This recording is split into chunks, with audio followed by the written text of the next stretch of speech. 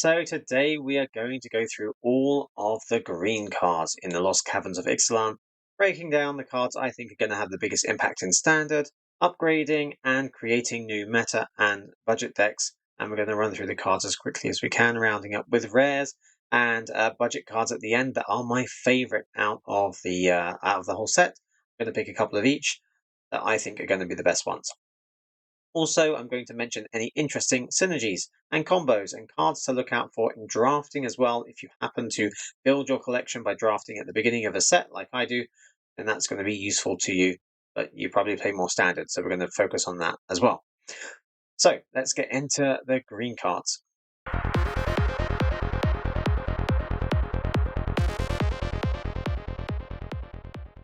Welcome back to the channel. We're going to break down these green cards now, but first of all, don't forget to like this video and subscribe to the channel if you haven't already.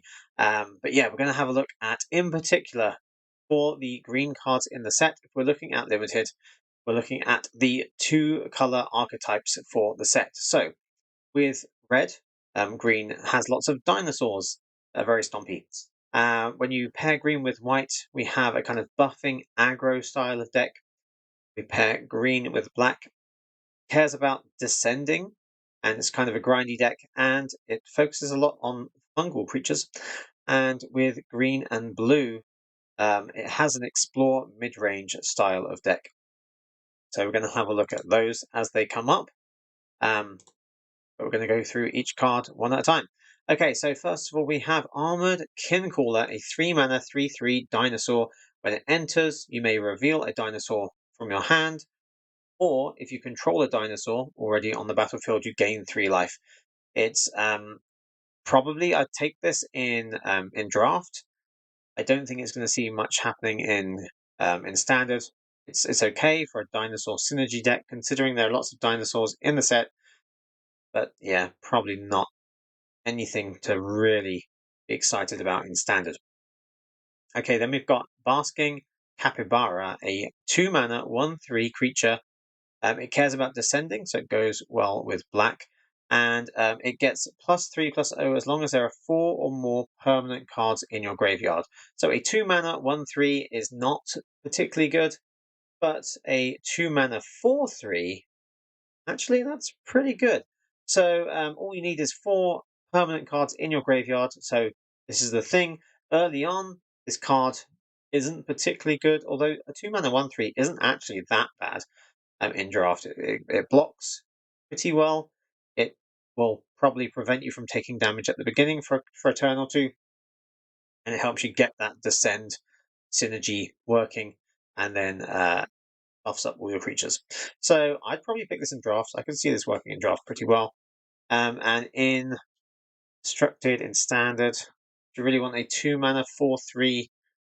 Probably not. There might be other ways of kind of getting value rather than this in standard. The power level for standard is going to be so much higher than in draft. So in draft, it's pretty good. In standard, not so much. Okay, then we've got Bedrock Tortoise, a 4-mana 0/6 creature. When it's your turn, creatures you control have hexproof, which is pretty nice. Each creature you control with toughness greater than its power assigns combat damage equal to its toughness rather than its power. So, although this is a 0/6, if you attack with it, it's effectively a 6/6, and it has hexproof till your opponent's turn. So that's a pretty good creature. There are other things in standard that have this kind of deal damage equal to its toughness ability. There's even like a 1/13 creature from one of the Innistrad sets, something Phalanx, and yeah, like there are other things that do this, but they don't see much play. So I don't know if we'll see this much in standard, but in draft, again, giving your creatures hexproof, so your opponent can't do, instant removal on your turn. And if you do happen to find other creatures with toughness higher than their power, it's going to work really well with that. But even by itself, effectively being a 6/6 is for 4 mana is really good, giving your other creatures hexproof as well. So quite good in draft, definitely. Okay, we've got Cavern Stomper is a 6 mana, 7/7 dinosaur. When it enters the battlefield, you get to scry 2, and you can also pay 4 mana so that it can't be blocked by creatures with power 2 or less this turn. It's yeah, like 6 mana, 7/7 is okay. There's probably much better things you could get for 5, 6, 7 mana. So it's all right. Obviously, in dinosaur synergy decks, it's going to get extra value than what you see here. And the Scry 2 is a little bit of extra value, which is quite nice. If there are a lot of creatures that have power 2 or less that your opponent is likely to have, then yeah, this is going to be really good getting through with that damage. I'd much rather have a 7/7 with trample. So it's okay. Probably not one I would pick in draft, and probably not really one you'd use in standard either. But like, if you had to, I'd pick it, but it's probably not my first choice. Then we've got Cenote Scout. It's a 1 mana, 1/1 creature. It's a merfolk. And when it enters the battlefield, it explores. So potentially drawing a land or putting a +1/+1 counter on it, become a 2/2. When you have the blue and green deck that cares about exploring, there's other synergies that will give you extra value with this.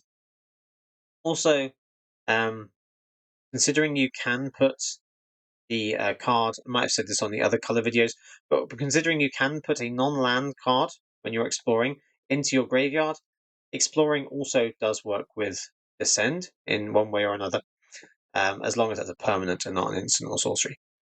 So it's a good creature for a merfolk or for an explore deck. Otherwise, I don't think it's that exciting. Okay, then we have Coati Scavenger, a 3 mana, 3/2 creature. It's a raccoon. Descend 4. When it enters the battlefield, if there are 4 or more permanent cards in your graveyard, return target permanent card from your graveyard to your hand. So it's funny, there's a bit of backwards synergy here. If you only have 4 permanents in your graveyard, you take one out, you now only have 3. So now anything else with Descend 4 won't work. So you have to make sure you can fill your graveyard enough that you're not going to go from Descend 4 to only having 3. But effectively, drawing a card and getting to choose which one that is from the available options in your graveyard, which are going to be at least 4 of them, is nice bit of extra value. So yeah, 3 mana, 3/2 that kind of draws a card or helps you a little bit with card advantage. In draft, yes. In standard, probably not. Okay, then we've got Colossadactyl, a 4 mana, 4/5 reach trample creature. So in draft, good for a blocker. It's good to start pushing through some damage. In standard, are there better things we have than this for 4 mana? Yes, probably, but if you have enough dinosaur synergies, it might be a good pick for a dinosaur deck. But otherwise, it's okay. Its toughness is slightly higher, so if you have the Bedrock Tortoise, this goes for anything where the toughness is higher than the power. It could technically be a 5/5 reach trample, but that's not that much more than being a 4/5 reach trample anyway. Okay, so the next one is Cosmium Confluence, a 5 mana sorcery. You can choose 3 of these options. You may choose the same mode more than once. So there's 3 options. You have 1 of each. You can pick 1 3 times. There's flexibility in that, which is really valuable. So you can search your library for a cave card, put it into the battlefield tapped, and then shuffle. Now there are lots of cards that say based on the number of caves you have. So considering this could find 3 caves and put them onto the battlefield tapped, that's pretty powerful. So I like that. You've also got the option to put 3 +1/+1 counters on a cave you control and make it a elemental creature with haste, which is also nice. And you can destroy target enchantments. But if your opponent happens to have, well, if they have loads of enchantments, you could destroy 3, which is really good for 5 mana. If they have 1 really annoying enchantment, you can get rid of that. You can do the other things. If you have, caves on the battlefield, you can actually, if you choose the first option and get a cave, put it on the battlefield, and you also choose the second option, that will resolve afterwards. So you could choose a cave, put it out, then put 3 +1 counters on that cave. The fact that it has haste won't help because it's tapped, but you can choose those even if you don't have caves out to start with. So considering there are cards that care about the number of caves you have and the caves do certain things that might be useful, effectively, that's a pretty good card. I quite like that one. Okay, So then we have Disturbed Slumber, a 2-mana instant. Until end of turn, target land you control becomes a 4/4 dinosaur creature with reach and haste. It's still a land. It must be blocked this turn if able. So it's only till end of turn. What's quite interesting about these cards is, like, if your opponent only has one creature, they have to block this new dinosaur with that one creature, so your other creatures can get through and do damage. But if they have multiple creatures, they only have to block this with one, and they can block your other things with the other creatures. So, considering it's a 2-mana 4/4, but it's only until end of turn, maybe it's better as a blocker, to be honest. It depends. Depends on what situation you have. You might want to use this for an extra attacker. You might want to use it for a surprise blocker that they're not expecting. But these kind of tricks in draft, they aren't always useful, and in structured, I don't think it's as good as anything else you could do. So yeah, nothing too exciting with that. Okay, then we have Earthshaker Dreadmaw, a 6-mana 6/6 dinosaur with trample. When it enters the battlefield, you draw a card for each other dinosaur you control. Now, this is the kind of card that is going to make a really big difference in dinosaur synergy decks, obviously, because you could have 5 other dinosaurs out. You could have more than 5 dinosaurs out, and yeah, you could refill your hand completely. So, at the bare minimum, it's just a 6/6 with trample. It won't draw any other cards if you have no other dinosaurs out to start with. But considering it can at least draw one card, potentially drawing 4 or 5, it's definitely a good one for the dinosaur synergy decks. Obviously, if there's not in a deck with other dinosaurs, it's not going to be anywhere near as good. So yeah, dinosaur decks are going to be fun. Then we've got Explorer's Cache, a 2-mana artifact. It enters the battlefield with 2/+1 counters on it, and whenever a creature you control with a +1 counter on it dies, you put another +1 counter on Explorer's Cache. So you're kind of saving those +1 counters, which is like the Ozolith card from a few sets ago. And you can tap this to move a +1/+1 counter from the cache onto a target creature. Activate only as a sorcery. So lots of moving around the +1 counters. If there's many other +1 counter synergy things in the in this set, then yeah, this could be pretty useful when you're exploring. If it's a non-land that you find, you can put a +1 counter on your creature, and this is called Explorer's Cache, so you can guess it probably has something to do with explore mechanics. But there are other things in Standard that can make this a lot better. There's already a Selesnya +1 counter deck, which sees some play, although I don't think it gets as much attention as it probably deserves. I think it's better than some people think it is. And yeah, there's lots of things you can do with moving +1 counters around. There are things like the new Ozolith card and the Kami of Whispered Hopes, that when you put +1 counters on something, you put extra ones. So if you're putting +1 counters on a creature, you put more than one. If that creature dies, put those counters onto Explorer's Cache, but you put more counters on because those cards would say extra counters. And then when you move a counter from Explorer's Cache onto another creature, it would move more than one, 2 or 3 or whatever, depending on what other cards you have out, what other creatures and abilities they have. So yeah, also things like Agatha's Soul Cauldron that cares about creatures that have +1 counters on. Being able to put +1 counters onto something to enable Agatha's Soul Cauldron combo mechanics to work is really good. So yeah, I think in Standard there's definitely some things you could do with this. In set in drafting, we'll see what else comes up that's got +1 counters on it. Other than just explore mechanics, I don't know if it's necessarily going to be the best thing when you're exploring that blue and green deck. Okay, so then we have Golta Stampede Tyrant. It's an 8-mana 12/12 trample. When it enters the battlefield, put any number of creature cards from your hand onto the battlefield. I don't think I need to say that this is a good card, because pretty obvious. 8-mana 12/12 with trample, and you put anything else from your hand onto the battlefield. Now, when this would work best in a dinosaur synergy deck is if you've just played Earthshaker Dreadmaw on your last turn, and you've just drawn loads of extra cards. And let's just say they're loads of dinosaurs. then you play out Golta, and you have a hand full of dinosaurs, and you get to put them all out. It's whenever this enters the battlefield, it doesn't say you have to cast it. So if you cheat it out some way, reanimate it with any other reanimation spell, then you could discard this, on turn 2 or 3, reanimate it on turn 4 or 5, and then suddenly you've put everything out on the battlefield. As long as your opponent doesn't have a board wipe, then you've basically won the game from there. So yeah, I can definitely see this seeing some play in standard. There's definitely some crazy things you could do with this, and in draft, you get to 8 mana and you've basically won if your opponent doesn't have removal instantly. So obviously, a really good card. Okay, then we've got Glimpse the Core, a 2-mana sorcery where you can choose one of these two options. You can search your library for a basic forest, put it into the battlefield tapped and shuffle, and you can return a cave from your graveyard to the battlefield tapped. So again, some cave synergies or some ramping. 2 mana to put an extra land out is okay. It's good. So if you're ramping, if you have a deck that cares about ramping, if you have a deck with Golta in there, you want to make sure you get your 8 mana, then maybe some ramp spells would be useful for that.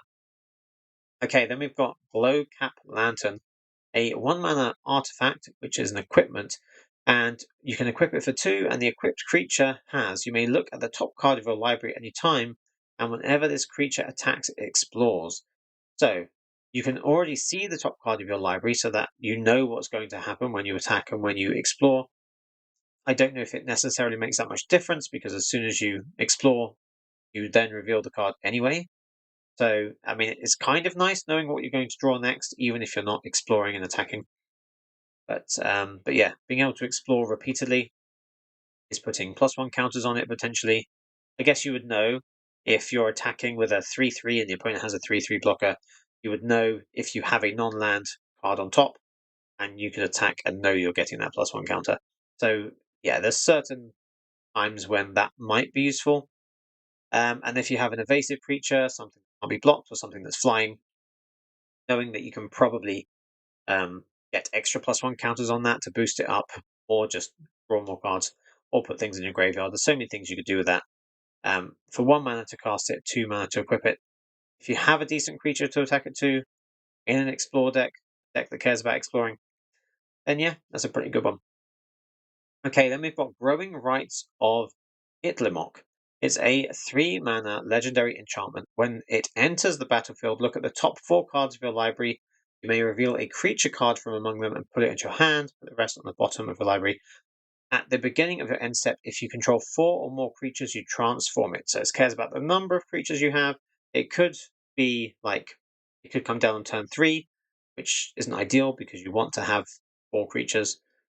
Although you just get 4 creatures later on. But as soon as you get 4 creatures out there, you then can transform it into Idlimok, Cradle of the Sun, where it can tap and add 1 green mana for each creature you control.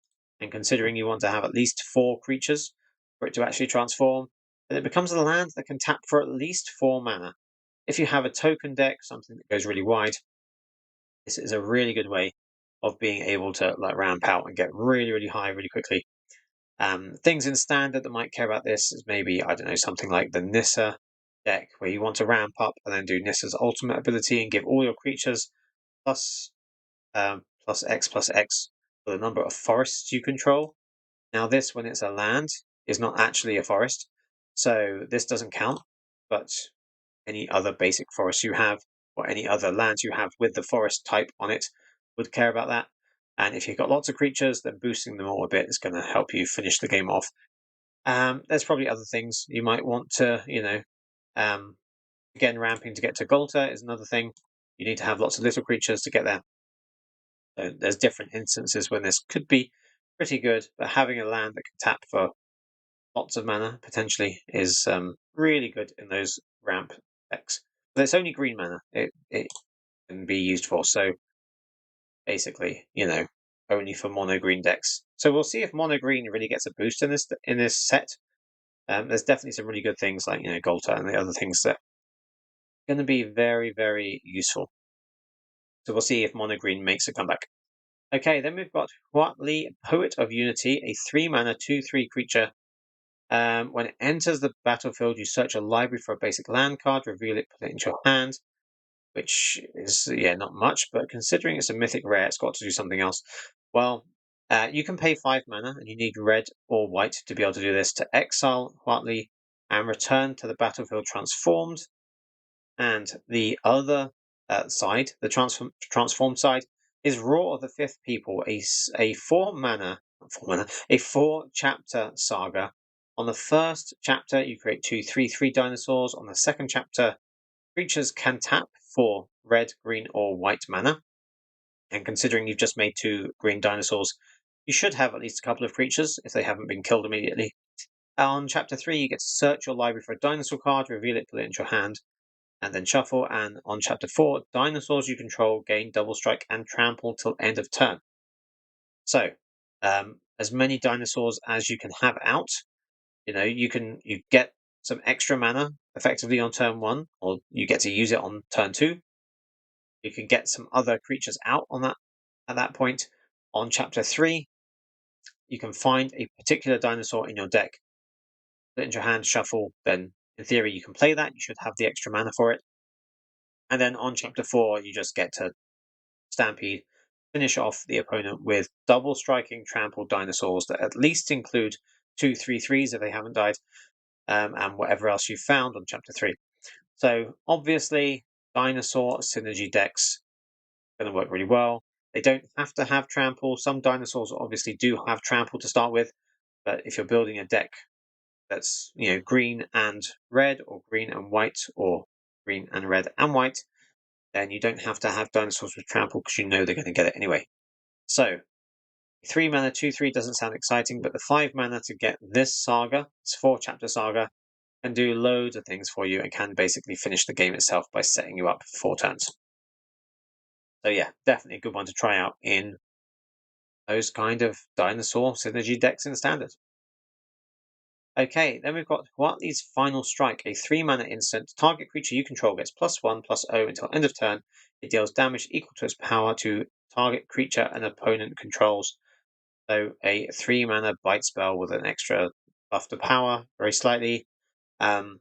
It's pretty standard. It's okay. The only thing with this is if you don't have a creature, then this isn't anything. It doesn't do anything. If you do have a creature, it's potentially removal, but it depends on the power of your creatures. So you have to have something with high power for this to know it's going to be useful.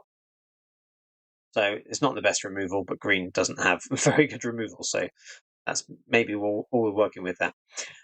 So we have Hulking Raptor, a 4 mana 5/3, which sounds good. Ward 2 as well. And at the beginning of your pre-combat main phase, you add 2 green mana. So beginning of your pre-combat main phase means it can't happen on the turn you play it, but you play it 4 mana 5/3 on your next turn. If they haven't killed it, and having Ward 2 helps prevent that, then you basically have extra mana to cast whatever you need to cast. You can hit with a pretty big dinosaur. Definitely a good one to use in draft, and in standard in a dinosaur synergy deck, I would use it. So we'll see how it works out. It looks pretty good. Okay, in the Presence of Ages is a 3 mana instant. Reveal the top 4 cards of your library, put a creature card or a land card from among them into your hand, put the rest into your graveyard. So, Descend decks that care about things in your graveyard, this will be good for that. Yeah, like if you have certain things that you want to, certain creatures you want to find, it's good for finding them. And if you want to fill your graveyard, it's good for that as well. Then we have Intrepid Paleontologist, a 2 mana 2/2 creature that can tap for 1 mana of any color. So that helps with mana fixing if you have, multicolored decks in draft. And you can pay 2 to exile a target card from a graveyard, which is good for, dealing with the opponent's Reanimator decks. If your opponent's using Descend, then you can bring down the number of things in their graveyard. So their Descend 4 or Descend 8 don't do anything anymore. Also, anything that tries to bring things back from the graveyard, we know there's things like Underdog, which come back from the graveyard and all that. So being able to exile things at instant speed is really useful. If the opponent's trying to return something from the graveyard to their hand, you can do this at instant speed and take it out before they get it. So it's always fun moving things from graveyards. And you can cast dinosaur creature spells from among cards you owned exiled with Paleontologist, which is also an added bonus. So, yeah, if you have a dinosaur in your graveyard, then you can exile your own dinosaur, and it doesn't just get rid of it, it means you can then cast it. And yeah, it enters with a finality counter on it, because otherwise, when it dies, you could just do it again, and they don't want to let you have that kind of loop. So a finality counter means it will be exiled if it dies, therefore you can't get it back. So if you're filling your graveyard with things, specifically with dinosaurs, then Intrepid Paleontologist is a good one to use to kind of cheat them out in a way, or I guess get some kind of card advantage, because you're being able to, bring back dinosaurs that have died. Paleontologist makes sense for that. The only thing is, if you exile a dinosaur from your graveyard and then the Paleontologist dies, then you can't, cast the dinosaur spell with it anymore. It will just disappear. So it's kind of a risk, but potentially good for that, and also good just for adding mana of any color. So we've got Ixali's Lawkeeper, a 1-mana 1/1 creature that can tap to add 1 mana of any color, and you spend it only to cast dinosaur spells or activate abilities of a dinosaur source. So ramping up to big dinosaurs, yes, you would want to have this. Nothing much more to say. Big expensive dinosaurs, yes, you want to include some ramp. So we've got Jade Light Spelunker, an X green, so X and 1 mana creature that's a 1/1. When it enters the battlefield, it explores X times. So that's a lot of exploring, considering, you could have other things that give you lots of mana. You can put lots of lands into your hand, so effectively drawing lots of cards for an extra 1 mana each, or filling your graveyard, or putting +1 counters onto the creature. So, yeah, that's a really good card, considering, you don't know what it's going to get. You don't know if it's going to get just lands or just non-lands. It'd be not exactly what you want to get from that. But effectively, every extra 1 mana you spend on this is either an extra card in your hand or an extra +1 counter on it. So either way, good. Okay, then we've got Jade Seed Stones, a 4-mana artifact. When it enters the battlefield, you distribute 3 +1 counters among 1, 2, or 3 target creatures you control, which is okay, like for the rate. 4 mana, but 3 +1 counters across up to 3 creatures. But you can also craft with a creature, which is, a creature you control on the battlefield, or one in the graveyard, a 7 mana, and this becomes the Jade Heart Attendant, which is an artifact creature which is a 7/7. And when it enters the battlefield, you gain life equal to the mana value of the exile card used to craft it. So you might have explored, you might have put a big creature in the graveyard. If you need to spend 7 mana to craft this, you probably have enough mana to cast big creatures. They could have died. So yeah, being able to turn this artifact, which gives you some +1 counters, which is nice, turn that for 7 mana effectively into a 7/7 that gains you, I don't know, 6, 7 life, maybe. Yeah, definitely want to include that in a draft game. I would definitely pick that if I have other big creatures and ramp. If I didn't, then I wouldn't pick this. But yeah, turning it into a 7/7 that gains you lots of life really turns the game around. So that's a really good card, and it's only an uncommon. So you might see it quite a bit, but you need to know you're going to get to 7 mana. Otherwise, it's useless. So then we've got Kaslam's Stone Tree, a 3-mana artifact. When it enters the battlefield, look at the top 6 cards of your library. You may put a land card from among them onto the battlefield tapped, put the rest on the bottom. And you can craft with a cave. So have caves for this to work. 6 mana, and when you transform it, it becomes Kaslam's Strider, a 5/5 artifact creature with no other abilities. It's just a 5/5 artifact. For 6 mana, which is okay. It's not, you kind of want like 5 mana for a 5/5 rather than 6 mana for a 5/5. But you're also getting, a land from your library onto the battlefield. So, if that land's a cave, then it enables the other crafting ability. I don't think it's necessarily that good, considering could just be 3 mana to get a land onto the battlefield and maybe do nothing else. It's okay, but yeah, I probably wouldn't pick that one unless I knew I was going to get to, unless I knew I had some good caves in the deck. Maybe it's better for constructed, for standard, knowing that you can have more caves. In draft, you might not get that many caves for it to work.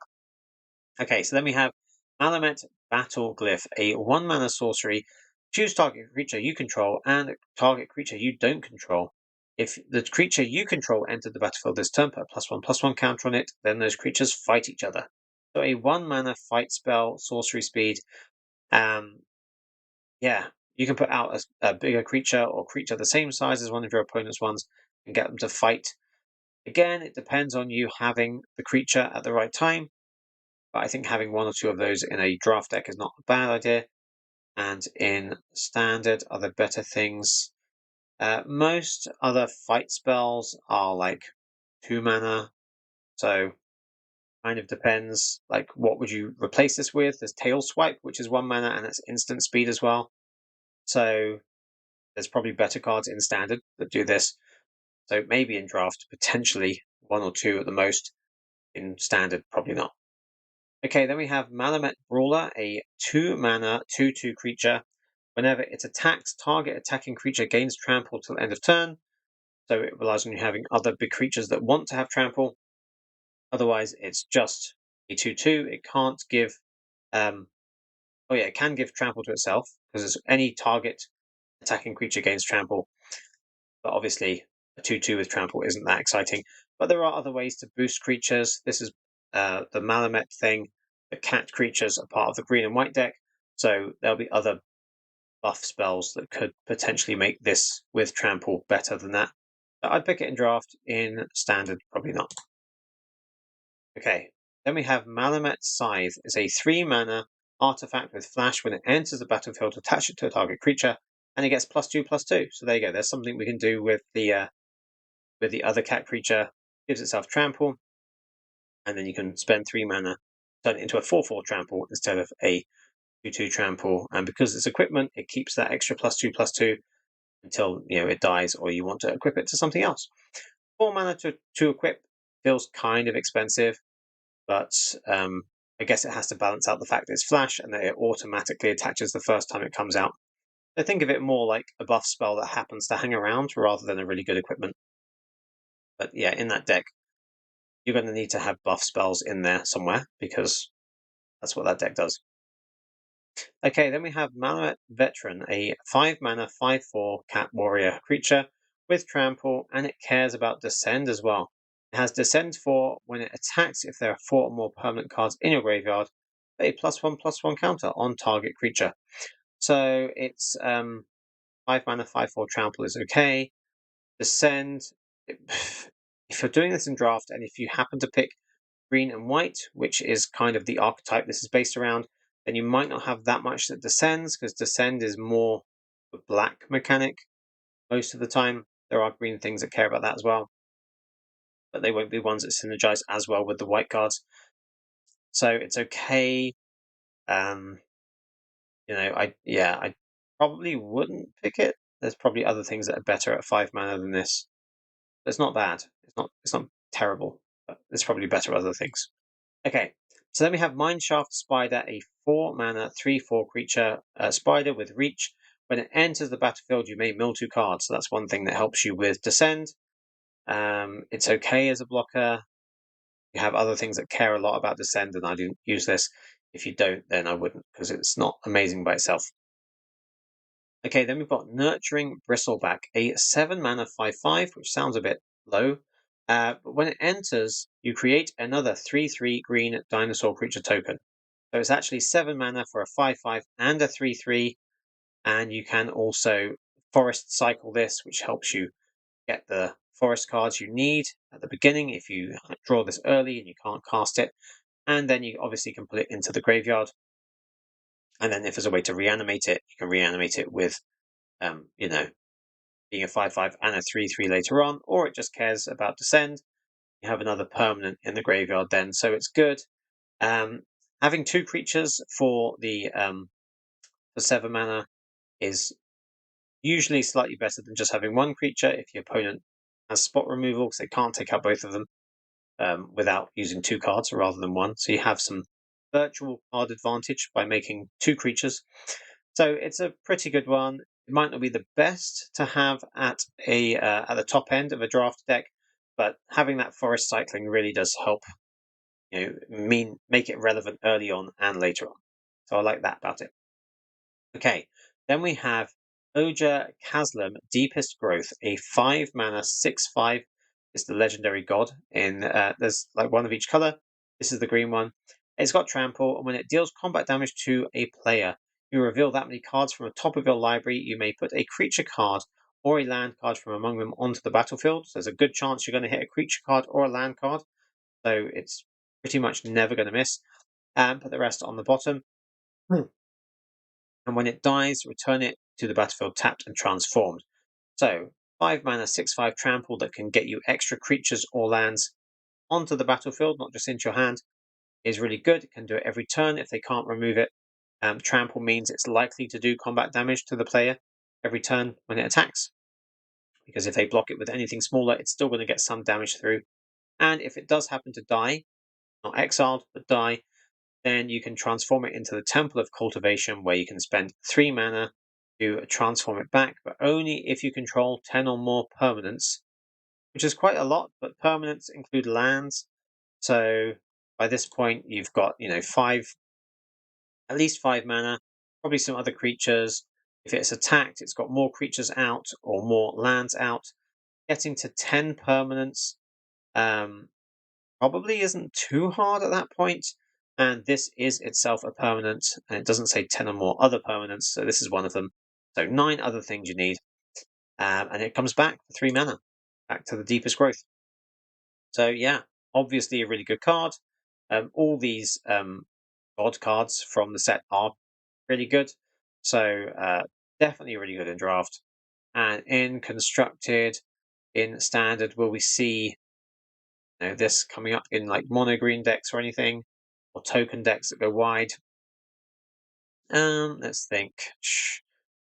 I think we probably will. 5 mana, 6/5 trample needs to be exiled, otherwise it just helps you ramp and potentially come straight back. Yeah, I would definitely use that in a mono green deck. Okay, so Over the Edge is a 2 mana sorcery where you can choose to either destroy artifacts or enchantments, or target creature you control explores, then it explores again, so you get double explore for 2 mana. Or remove something of the opponent's, which is a real pain. There are a good number of artifact cards in the set, and some annoying enchantments that your opponents could have. So good to have like one copy of this maybe in a draft deck. Probably not in standard, but yeah, in a draft deck that cares about exploring, then yeah, I'd probably include at least one of those. Then we've got Pathfinding Axe Draw, a 4 mana 4/3 dinosaur. When it enters the battlefield, it explores. So potentially a 5/4, or just draws you a land card. Yeah, I mean, it's good in a dinosaur deck. I feel like I'll say that about every dinosaur creature we find. I would use that in a dinosaur deck. And an exploring deck, yeah, probably still use it in exploring deck, because a 4 mana 4/3 that explores when it enters is decent enough. I'd probably include that. Okay, so Poison Dart Frog. This is a cute one. So it's 2 mana 1/1 creature with reach, but it's a 1/1. So if it tries to block anything, it will die. And you can use it to add 1 mana of any color, which is really useful, much better than using it as a blocker. And you can pay 2 mana to give it Death Touch till end of turn. So you might want to use it to ramp, but it's nice that it has that Death Touch ability, which is always there. 2 mana, instant speed. It's going to make your opponent scared to attack with their big creature, because they know you can just get rid of it if you have that 2 mana left up. So it's good for ramping and good for slowing the opponent down and stopping them from wanting to attack. Plus, if you have the bite spell where this does damage equal to its power to an opponent's creature, if you use the 2 mana and you give it Death Touch, then Death Touch does transfer with that. So it would kill anything if it did damage equal to its power and it had Death Touch. So, cute card that I could see being used in a few different ways. Okay, then we've got Pugnacious Hammer Skull, a 3-mana 6/6. Yes, it's a very strong dinosaur. When it attacks, if you don't control another dinosaur, put a stun counter on it. So that means it will take an extra turn to untap. So being able to attack with a 6/6 every other turn, if you don't have other dinosaurs, is still good. If you do have other dinosaurs, then it's amazing because it's just a 3-mana 6/6. So yes, this is a dinosaur, and it works well in dinosaur decks. That's all I have to say about that. Yeah, can't wait to do some dinosaur drafting. Okay, so River Herald Guide is a 3-mana 3/1 merfolk creature with vigilance. When it enters the battlefield, it explores. So lots of things are exploring. When you have other cards that care about exploring, this is useful. Um, so it could be a kind of 4/2 with vigilance, 3 mana, which is good. Yeah, the explore cards are good if it cares about exploring. If you have other cards that benefit when you explore, then this just gets even better.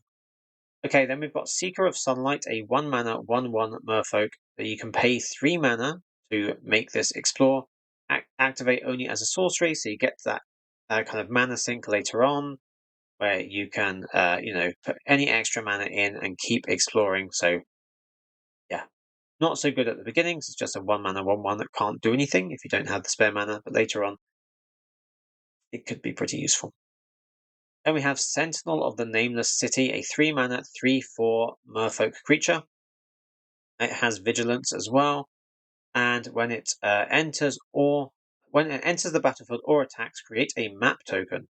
So the map token can basically enable exploring.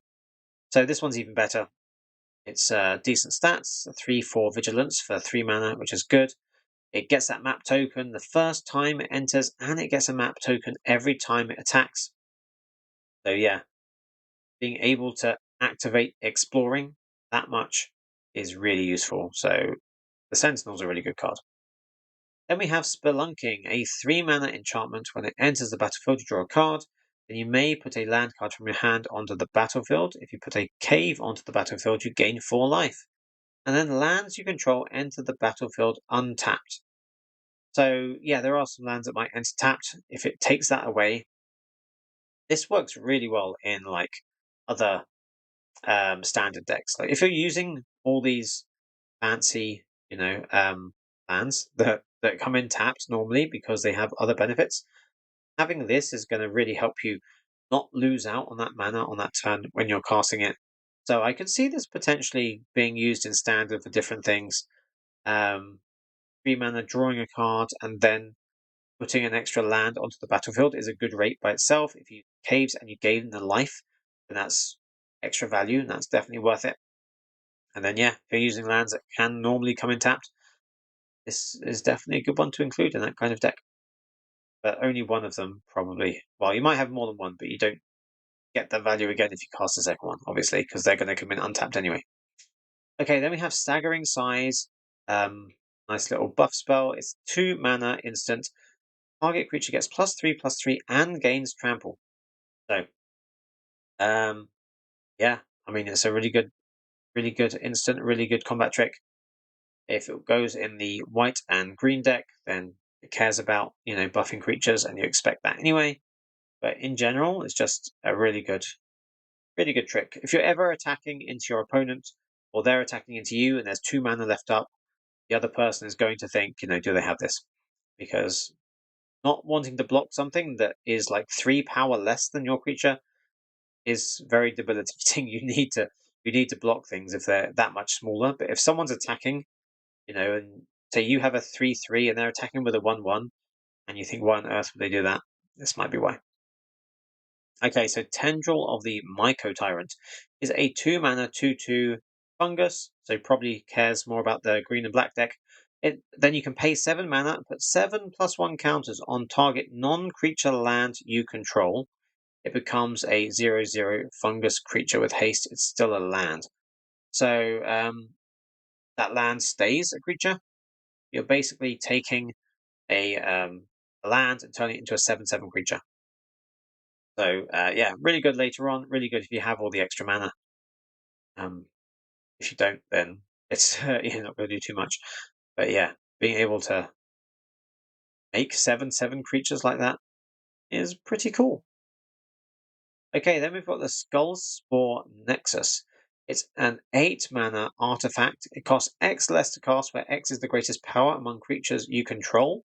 If you control something with power 6, it's only going to cost you 2 mana to put this out. 2 green, because you can't reduce that. It only takes away the generic mana cost. Whenever one or more non-token creatures you control dies, create a green fungus dinosaur creature token with base power and toughness equal to the total power of those creatures. So, if the opponent kills all your creatures, you're going to create a green fungus dinosaur creature token with all their power and toughness. Um, well, the base power and toughness equal to total power of those creatures. So you want to have creatures with big power for this to work. You don't want to have like the 0/6 because it's like going to make a 0/0 creature. If you have like, that 6/6 or 3 mana, that gets destroyed. You're going to make another 6/6 green fungus dinosaur creature token. And yeah, obviously those two work pretty well together, right? Because you might cast the 6/6 on turn 2, um, turn 2 or turn 3. You cast that as soon as you can, cast this on the next turn, and you've basically got creatures that just keep coming back. And you can also double target creature's power till end of turn for 2 mana.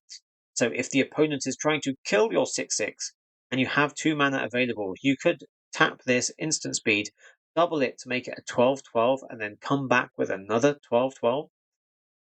Yeah, any deck that has big creatures in, if you can pretty much make those creatures come back every time they get removed, this is the kind of thing that I think will make mono green a thing again. You know, yeah, I think this is going to be really good. And if it cares about dinosaurs, then it's going to be an even better deck. So this looks like a really fun one to play around with. I can't wait to, get that one going. So then we've got Thrashing Brontodon, a 3 mana 3/4, which is decent stats to start with. It's a dinosaur where you can pay 1 to sacrifice it and destroy an artifact or enchantment. Yeah, good creature to have. Nice to have that extra ability if you need it. If not, a 3/4 for 3 mana is okay to start with. Okay, we've got Twists and Turns, a 1 mana enchantment. If a creature you control would explore, instead you scry 1. Then it explores. So scrying 1 will help you set up the explore. If you want to have a land on top to draw the land, then you could scry away a non-land. And if you want to have, it still doesn't guarantee it because you still might get another non-land, but it helps it make it more reliable.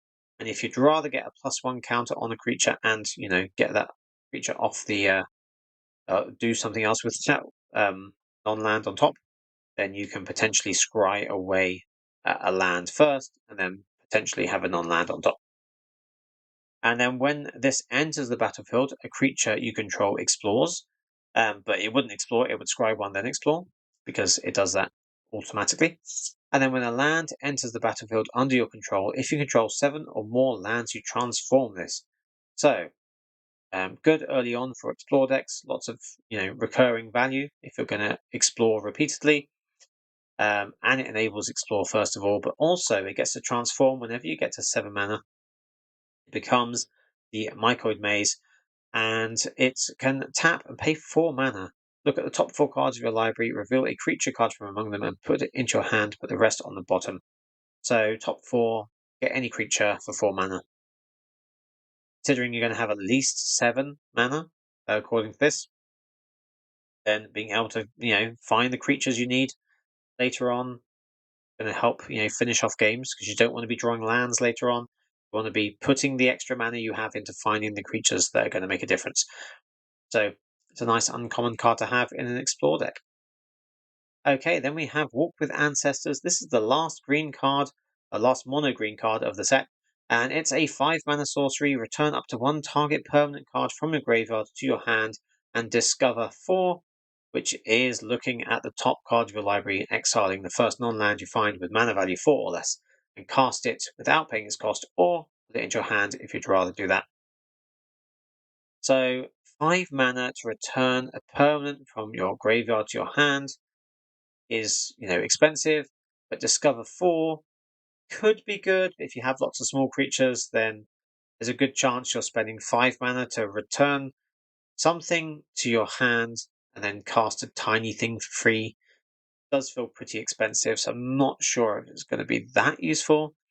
The best you're going to get is if you find a card with mana value 4 that you want to cast immediately, um, because then you get as much value as possible. But if you discover something with mana value 1 or 2, then you've paid a lot for that. And if you discover something with mana value 4 that you don't want to cast immediately, then you still have to pay that 4 mana next turn or whenever you want to use it. So this all just feels really expensive and doesn't do too much. So yeah, I wouldn't really use this one unless you know you have something that is going to make it work very well. Otherwise, yeah, does not look that good. And now I'm going to go over my top picks for the budget cards, the commons and uncommons, and then the rare cards from the mono green cards. So first of all, my favorite uncommon to start with is the Earthshaker Dreadmore, mostly because I can't wait to play dinosaur synergy decks, and this is going to be absolutely amazing, drawing loads of cards when it enters, and it's a 6/6 trample to start with. So the Earthshaker Dreadmore is going to give you loads of value in those dinosaur decks. And the other common card that I think is really good is the Poison Dart Frog. It's going to add mana of any color, which is going to help with any multicolor decks you're playing. And the ability to block anything, because it has reach, can block flying creatures or normal creatures that don't fly. And threaten Death Touch potentially every turn just makes it not only a really cute card, but one that I can see being very useful in different situations. And of course, when it comes to rare and mythic cards, I can't miss out. Mentioning Golter, Stampede Tyrant as one of my favorite cards from this color. 8 mana, 12/12 trample, where you can put any other creatures from your hand onto the battlefield. If you have any other way of drawing extra creatures just before you play this, then huge amounts of value. If you don't even have the end to the battlefield ability, if you have no other creature cards in your hand, this is still amazing. If you do, it's just incredible. So yes, I can definitely see myself using this a lot and having lots of fun with decks based in green from now on. And following on the theme of dinosaurs, also the Hulking Raptor being a 4 mana 5/3 with Ward 2, which is pretty good, giving you that extra 2 mana at the beginning of your next turn and at every turn, basically giving you 2 mana for free. Kind of means this is, well, you could kind of say this is like paying 2 mana because you get a kind of refund of 2 mana later on. But if this survives, then you're getting that 2 mana every turn. So, huge amount of ramp. The opponent wants to get rid of it, but it has Ward 2, so it's even harder to get rid of. And in the meantime, maybe you're playing even bigger dinosaurs that they want to deal with instead of the hulking raptor. So you might keep that extra boost of 2 mana for quite a few turns. Then yes, I can't skip over hulking raptor as one of my favorite rares from the set as well. And then the third rare card, mythic rare in this case, I think is really good is Deepest Growth Oja Kazlem. It's a 6/5 for 5 mana with trample that can basically, draw you extra cards or put extra cards onto the battlefield every turn. And it's hard to kill because it can come back. Then, yes, obviously, I can't miss this out as another potentially really, really good green card.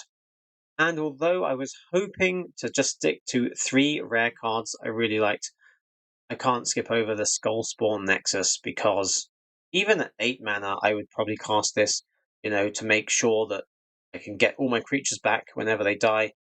But it won't ever be 8 mana in theory because it's discounted by whatever creature, whatever power you have among creatures already. So it's going to be cheaper. It basically means all your creatures come back, and you can double, the creature's power until end of turn, which is great for enabling bigger tokens to come back, but also great just for being aggressive and attacking. The opponent doesn't block, and then double the power of something. For attacking with a Golter, it has trample, and you can double its power for 2 mana, and you can double the power of any particular creature, so they might not know where to block because whichever one they don't block is the one you're going to double its power. So I think this might be the one that brings mono green back. I mean, obviously, this doesn't even have to be mono green. This could be any other, um, you know, uh, color that happens to have big creatures that are likely to die. But mono green has so much that, I kind of feel like it deserves something to boost it up, because mono green has just not been in standard for like a whole year. Um, apart from people that are really trying to make it work. So yeah, there are other cards I could point out that are good from green in this set. I'm hoping with the dinosaurs and with all the other all cards in green, we're going to see green come back. Let me know what you think in the comments. Is that something that you think is likely to happen? For us people that used to love playing mono green, yeah, you can probably feel the pain that we haven't been able to play it properly for a while. So yeah, let me know what you think in the comments below about these cards, about the ones I picked out as my favorites. I'd love to know what you think about that. And don't forget to like and subscribe, like the video, subscribe to the channel, and look at the link in the description for the Game School Dad Discord community through Patreon. There's other bonus content. There's a giveaway in December for a $25 digital gift card to boost your account with cards or other products from mtgacodes.com. So have a look at that. If you have any questions, put them in the comments. Let me know what other green cards you're looking out for that you think are going to be the best. And thanks for watching this video to the end. I will see you in the next one.